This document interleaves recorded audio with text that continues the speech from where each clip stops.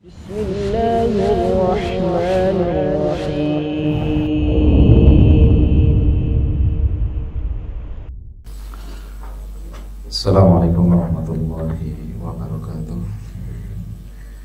Bismillahirrahmanirrahim. Alhamdulillahi ala ihsani wa syukru lahu ala taufiqihi wa amtinani.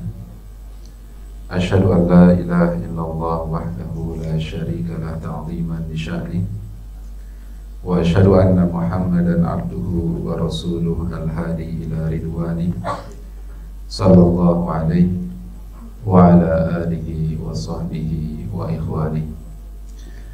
Ma'asyiral muslimin, jemaah yang senantiasa dirahmati oleh Allah. Alhamdulillah, segala puji dan syukur kita panjatkan kepada Allah Subhanahu wa ta'ala atas segenap karunia dan nikmat yang telah Allah Subhanahu wa ta'ala anugerahkan kepada kita semua. Ma'asyiral muslimin, jamaah yang senantiasa dirahmati oleh Allah, kita akan lanjutkan kembali kajian kita masih di bab puasa ketika safar serta pembahasan-pembahasan yang lainnya. Di hadis yang berikutnya dari pembahasan bab ini, yaitu hadis yang diriwayatkan oleh Aisyah radhiyallahu taala anha, beliau berkata, kana yakunu alayya as-sawmu min Ramadan fama astati'u an aqdiyahu illa fi Sya'ban. Kata Aisyah radhiyallahu taala anha, saya pernah memiliki hutang puasa di bulan Ramadan dan saya tidak sanggup untuk mengqadahnya, untuk membayar hutang puasa Ramadan tersebut, kecuali pada saat datang bulan Sya'ban, kecuali di bulan Sya'ban. Ma'asyiral muslimin, jamaah yang senantiasa dirahmati oleh Allah, apa faidah yang bisa diambil dari apa yang disampaikan oleh Aisyah radhiyallahu taala anha tadi? Yang pertama, kata Syekh Muhammad bin Shalih Al-Utsaimin, jawazu ta'khiri qada'i shaumi Ramadan ila Sya'ban, dibolehkannya menunda pembayaran hutang puasa, qada hutang puasa di bulan Ramadan sampai bulan Sya'ban, ya, sampai bulan Sya'ban.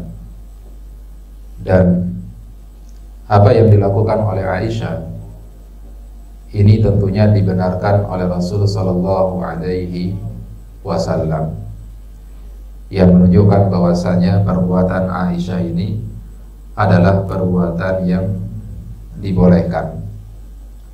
Meskipun misalkan seseorang menunda qada puasa Ramadannya tanpa ada udzur yang syar'i.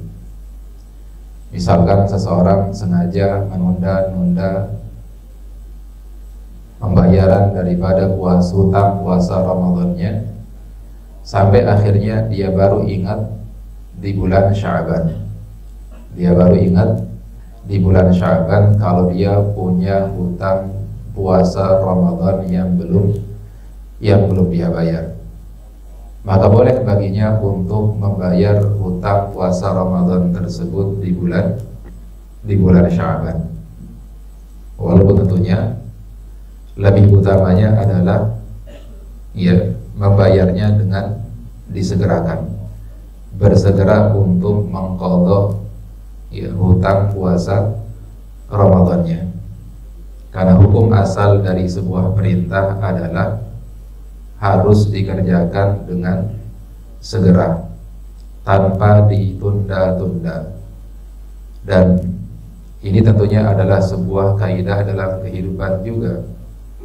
Ketika misalkan seorang atasan memerintahkan sesuatu kepada bawahannya, maka tentunya atasan tersebut akan senang kalau perintahnya segera dikerjakan.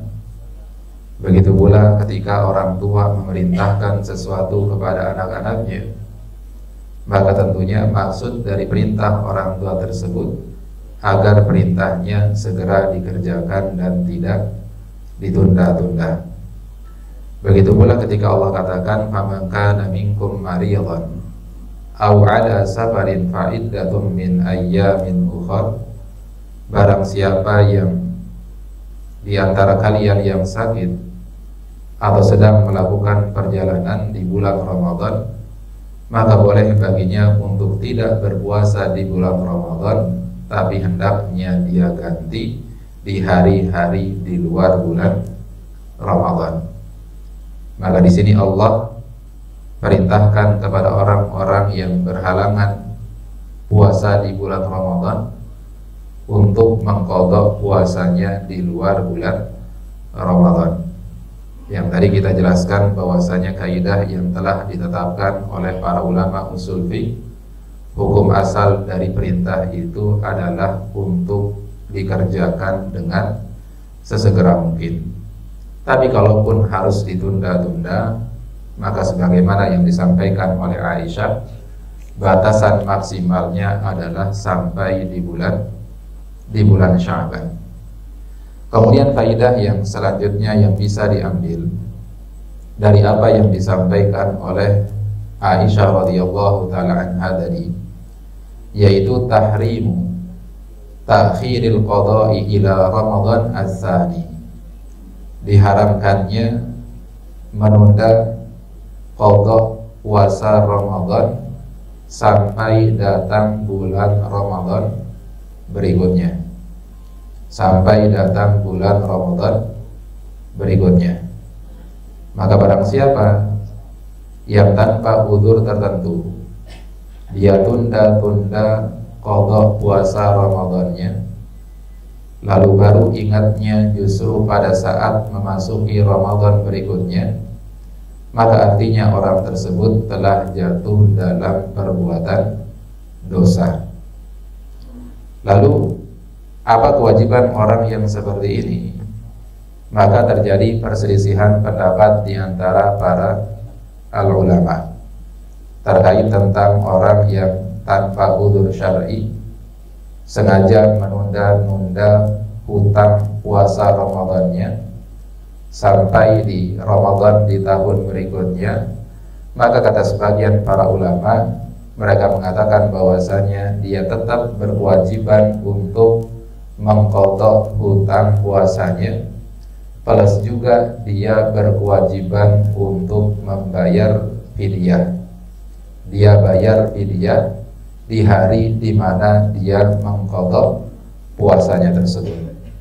Jadi kalau misalkan seseorang di bulan Ramadan tahun lalu punya hutang puasa 3 hari misalkan, lalu belum dia bayar sampai memasuki Ramadan tahun ini, maka setiap kali dia bayar hutang puasanya, dia berkewajiban untuk memberikan fidyah kepada satu orang miskin. Dia wajib membayar fidyah kepada satu orang miskin.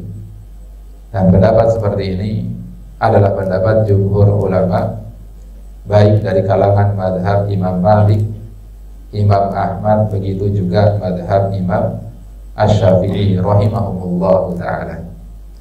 Adapun pendapat daripada madhab al-Imam Abu Hanifah, mereka mengatakan bahwasanya kewajiban dari orang yang menunda qadha puasa Ramadannya sampai datang Ramadan berikutnya, maka kewajibannya tetap hanya satu, yaitu hanya sebatas mengqadha puasanya, membayar hutang puasanya saja, dan tidak ada kewajiban untuk membayar fidyah. Wallahu ta'ala a'lam bis-shawab. Pendapat ini yang jauh lebih tepat karena sesuai dengan dalil-dalil dari Al-Quran dan Sunnah Nabi Sallallahu Alaihi Wasallam. Karena di dalam Al-Quran sendiri Allah katakan, faman kana minkum maridan aw ala safarin fa'iddatum min ayyamin ukhar wa 'alal ladzina yutiqunahu fidyatun ta'amu miskin.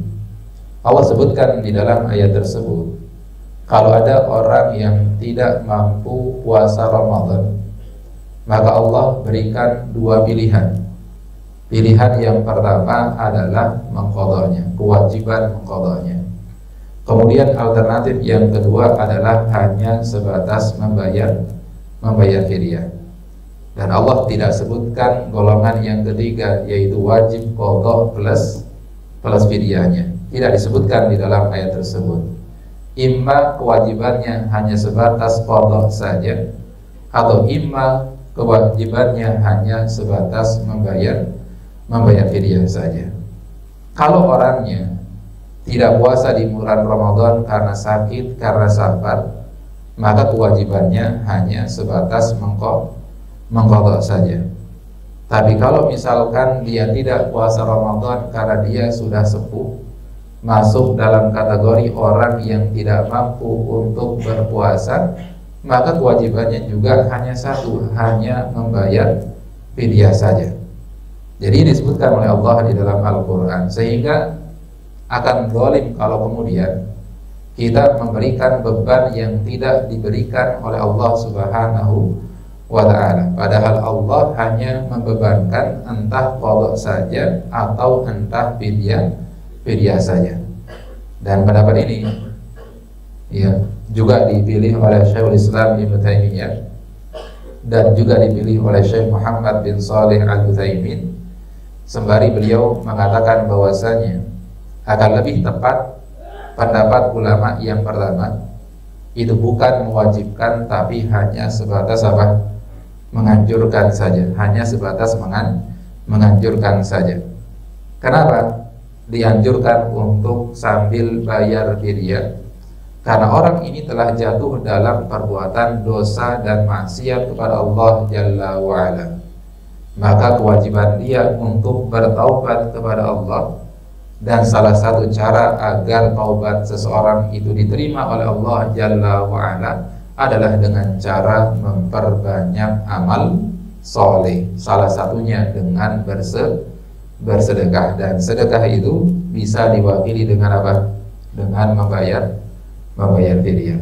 Jadi ini hal yang disampaikan oleh para ulama. Jadi sekali lagi, orang-orang yang sengaja menunda pembayaran hutang puasanya di bulan Ramadan yang telah lalu, sampai datang Ramadan berikutnya ternyata belum juga dia bayar hutang puasanya, maka dia telah melakukan perbuatan yang diharamkan, dia berdosa, dia wajib bertaubat kepada Allah Jalla wa'ala, plus dia tetap wajib untuk mengqadha puasanya.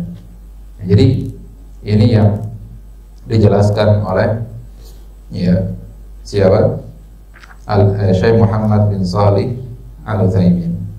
Kemudian faidah yang berikutnya yang bisa diambil dari apa yang disampaikan oleh Aisyah tadi, kata Syekh Muhammad bin Shalih Al-Utsaimin, al-i'tidaru an fi'li khilafil aula lidaf'i tuhmati an nafsihi wa li alla yuqtada bihi. Hendaknya seseorang menyebutkan udzur-udzurnya jikalau dia melakukan perbuatan yang menyelisihi perbuatan yang jauh lebih baik. Tadi kita katakan bahwasanya dalam membayar hutang puasa itu yang afdalnya, yang lebih utamanya adalah dengan disegerakan. Ya, dengan disegerakan. Nah, di sini Aisyah radhiyallahu taala anha menyampaikan bahwasanya beliau baru bayar hutang puasanya di bulan Sya'ban. Ini tentunya menyelisihi apa? Menyelisihi sesuatu yang jauh lebih utama, karena beliau tunda pembayaran hutang puasanya. Tapi di sini Aisyah sebutkan alasannya. Kenapa beliau sampai menunda pembayaran hutang puasa Ramadan? Karena ada apa? Ada udzur. Saya tidak bisa membayarnya kecuali di bulan Sya'ban. Maka hal-hal yang seperti ini perlu dijelaskan, perlu disampaikan. Tujuannya apa? Lidaf'it tuhmati an nafsihi wa li'alla yuqtada bihi, agar orang-orang tidak berprasangka yang tidak-tidak kepada dirinya. Lalu muncul prasangka Aisyah itu kan istri Nabi, seorang sahabat besar ya Nabi sallallahu alaihi wasallam. Lalu kenapa pada saat punya hutang puasa tidak segera membayarnya? Harusnya beliau adalah seorang istri Nabi, harusnya apa? Beliau adalah orang yang terdepan dalam melakukan kebaikan. Harusnya segera dibayar dong, bukan ditunda sampai apa? Sampai bulan Sya'ban. Maka untuk ya agar beliau terhindar dari dugaan-dugaan yang seperti itulah, maka beliau jelaskan alasan kenapa beliau baru membayarnya di bulan Sya'ban. Wali alla yuqtada bihi, dan alasan yang kedua agar tidak menjadi contoh. Ya, menjadi apa? Menjadi contoh.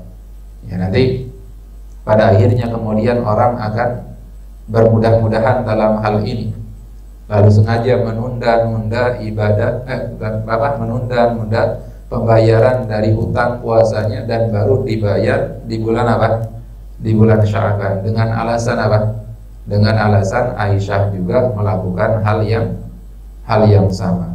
Ya, jadi ini tujuannya kenapa Aisyah jelaskan hal ini. Beliau katakan bahwasanya beliau tidak mampu membayar hutang puasa Ramadan kecuali di bulan Sya'ban. Ya, ini terutama kalau yang melakukan hal-hal yang seperti ini adalah orang-orang yang biasanya menjadi teladan, biasanya menjadi contoh. Ya, contoh misalkan dalam kehidupan kita sehari-hari, kalau ada seorang atasan yang dia terlambat datang ke tempat kerjanya, ya, datang terlambat ke tempat kerjanya, maka harus dia jelaskan sebabnya, harus dia jelaskan udzurnya. Tujuannya itu tadi, tujuannya agar tidak muncul dugaan-dugaan yang tidak-tidak dari bawahannya, dan tujuan yang kedua adalah agar bawahannya itu tidak mencontoh atasannya, sehingga nanti kalau bawahannya terlambat ada alasannya, lawang atasannya juga terlambat. Ini yang dulu kami dapatkan ketika ngajar di sekolah. Apalagi anak-anak sekarang, anak-anak yang cerdas ketika berargumentasi. Beda dengan kita zaman dulu, kita nggak berani berargumentasi dengan guru-guru kita. Pada saat murid-murid ini melihat guru-gurunya datang terlambat, lalu kemudian mereka suatu ketika terlambat tapi kok dihukum, akhirnya mereka nyeletuk. Lah wong guru aja datangnya terlambat, tapi kenapa mereka tidak dihukum? Jadi hal-hal yang seperti ini perlu disampaikan, ya, perlu disampaikan, ya, agar tidak muncul dugaan yang tidak-tidak. Dan yang kedua agar tidak menjadi contoh yang tidak baik.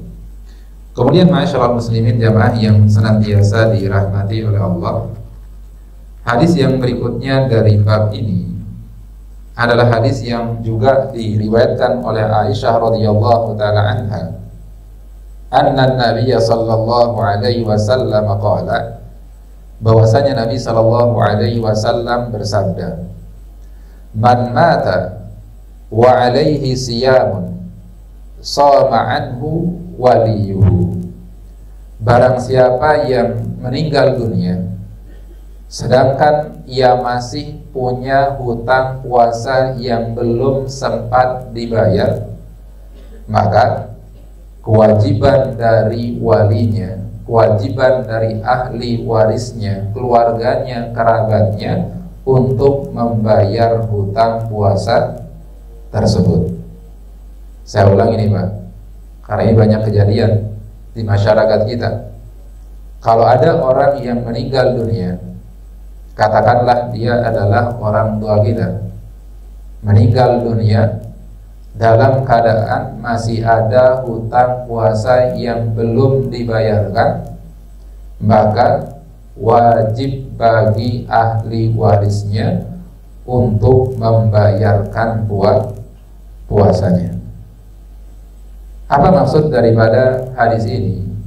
Ada beberapa penjelasan yang disampaikan oleh para ulama, dan nanti ada beberapa kondisi, dan kondisi yang berbeda ini juga menyebabkan hukum yang berbeda.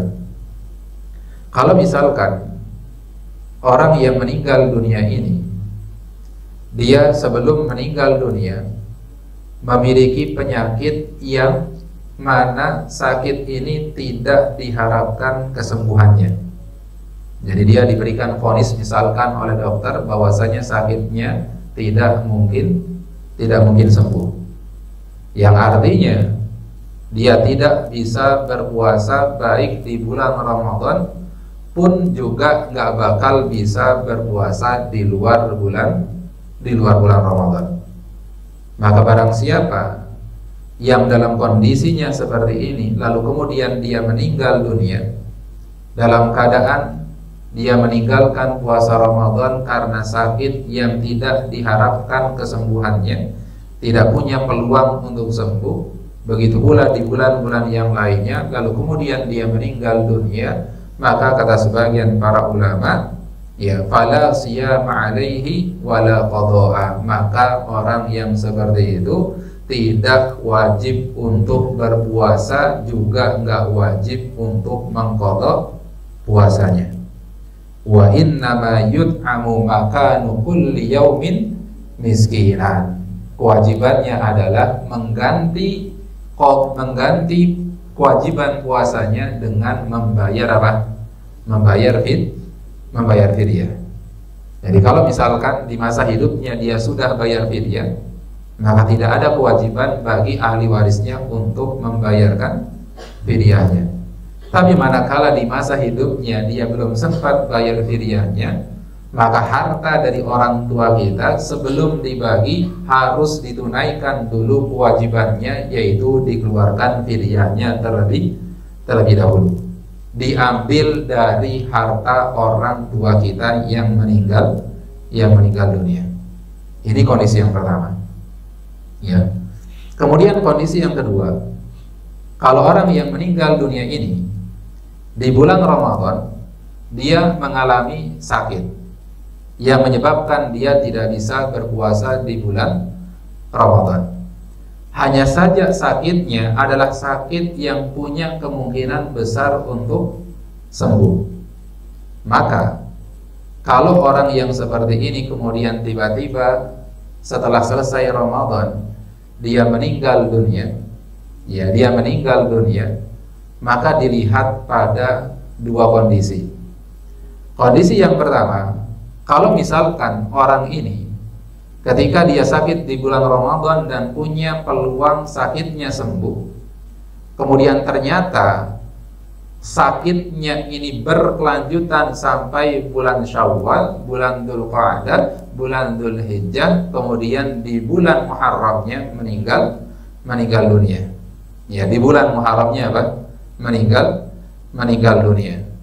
Maka yang seperti ini kata sebagian para ulama, maka fala syai'a alaihi la siyama wala it'am. Maka dia tidak punya kewajiban apa-apa, tidak wajib baginya untuk mengqadha puasanya, tidak wajib juga baginya untuk membayar fidyahnya.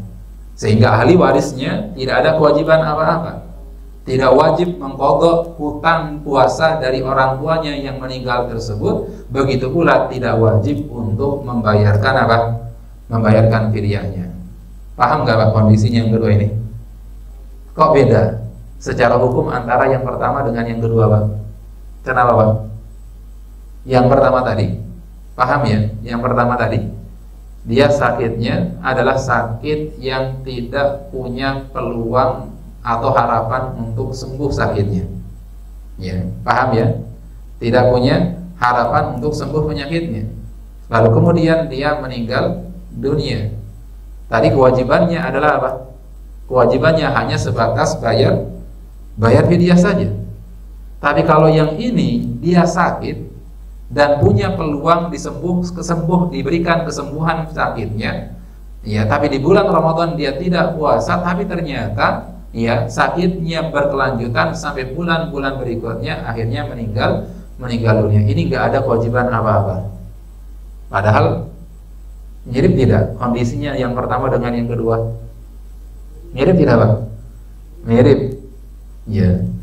Gimana penjelasannya itu, Pak? Kata sebagian para ulama, karena kondisi yang pertama itu dikondisikan sama seperti orang yang tidak mampu berpuasa. Kalau orang tidak mampu berpuasa, jelas kata Al-Quran, wa 'alal ladzina yutiqunahu fidyatun ta'amu miskin. Orang-orang yang tidak mampu berpuasa di bulan Ramadan boleh nggak puasa, tapi diganti dengan bayar apa? Bayar fidyah. Tapi kalau yang kedua ini sebenarnya dia punya kemampuan untuk puasa manakala dia sembuh dari apa? Dari sakitnya. Tapi ternyata sakitnya terus berkelanjutan. Maka kewajibannya seharusnya adalah apa? Mengqadha puasanya harusnya. Akan tetapi apa? Akan tetapi tidak ada kewajiban bagi dirinya untuk mengqadha apa? Mengqadha puasanya. Kenapa? Ya karena dia tidak mampu mengqadha apa? Mengqadha puasanya. Ya berarti ini tidak wajib diqadha puasanya ya oleh siapa? Oleh ahli warisnya, tidak juga wajib untuk apa? Dikeluarkan fidyahnya. Tapi kalau misalkan gambaran yang ketiga, orang ini sakit yang ya ada harapan sakitnya sembuh. Ya, lalu kemudian di bulan Syawal dia sembuh. Ya, di bulan apa? Syawal dia sembuh. Lalu kemudian datang bulan berikutnya Dzulqa'dah, dia meninggal dunia. Maka kata para ulama, ya, yang seperti inilah walinya berkewajiban untuk apa? Untuk mengqadha puasa orang tuanya. Kalau tidak mampu, maka bisa diganti dengan membayarkan apa? Membayarkan fidyah. Kenapa yang ini wajib mengqadha puasanya atau diganti dengan bayar fidyah? Karena dia punya kesempatan untuk apa? Untuk membayar hutang puasanya pada saat dia sehat di bulan Syawal tadi. Tapi ternyata apa? Ternyata luput darinya, belum sempat dia bayarkan, lalu meninggal dunia. Maka dia tetap terkena kewajiban untuk mengqadha apa? Mengqadha puasanya. Yang mengqadha puasanya siapa? Ahli warisnya, anak-anaknya. Dan teknisnya boleh, misalkan dia punya 5 orang anak, hutang puasanya 5 hari. Ya, nanti gantian. Ya, setiap anak bayarin puasa orang tuanya satu kali. Ya, boleh seperti itu. Kalau kemudian tidak mampu, maka bisa diganti dengan membayar apa? Dengan membayar fidyah. Ini yang menjelaskan oleh para ulama. Wallahu taala a'lam bissawab. Nah, sampai sini ada pertanyaan. Nah, silakan. Ya, Masya Allah. Wanita hamil dan yang menyusui. Ya. Terkait tentang wanita hamil dan menyusui, memang terjadi khilaf di antara para ulama. Ya, terjadi khilaf di antara para ulama. Kalau mereka tidak berpuasa, kewajibannya apa? Ya, kewajibannya apa? Ada sebagian para ulama yang memberikan rincian, tergantung dia tidak puasanya karena alasannya apa? Apakah khawatir terhadap dirinya sendiri sebagai seorang ibu, atau khawatir akan keselamatan anak-anaknya, atau khawatir kepada keselamatan ibu plus siapa? Plus anak-anaknya. Itu ada ulama yang membagi kondisi seperti itu. Nanti akan beda apa? Beda kewajibannya. Kemudian di antara para ulama, ya, ada yang memasukkan wanita hamil dan menyusui itu masuk dalam kategori orang yang sakit, sehingga kewajibannya adalah apa? Adalah tetap mengqadha puasanya. Sebagaimana orang yang sakit berkewajiban untuk mengqadha puasanya di bulan Ramadan, maka demikian pula wanita yang hamil dan menyusui maka berkewajiban untuk apa? Untuk mengqadha puasanya di luar bulan Ramadan. Sebagian yang lainnya, ya, ada yang menganggap bahwasanya wanita hamil dan menyusui itu sama seperti orang yang gak mampu berpuasa, sehingga kewajibannya ketika mereka tidak puasa di bulan Ramadan itu bukan mengqadha, tapi hanya sebatas membayar fidyah saja.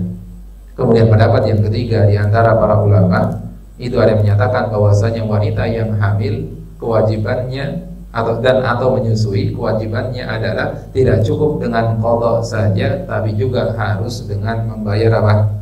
Membayar fidyah. Ini intinya adalah banyak sekali penjelasan yang disampaikan oleh para ulama dan mereka berselisih pendapat terkait tentang masalah tersebut.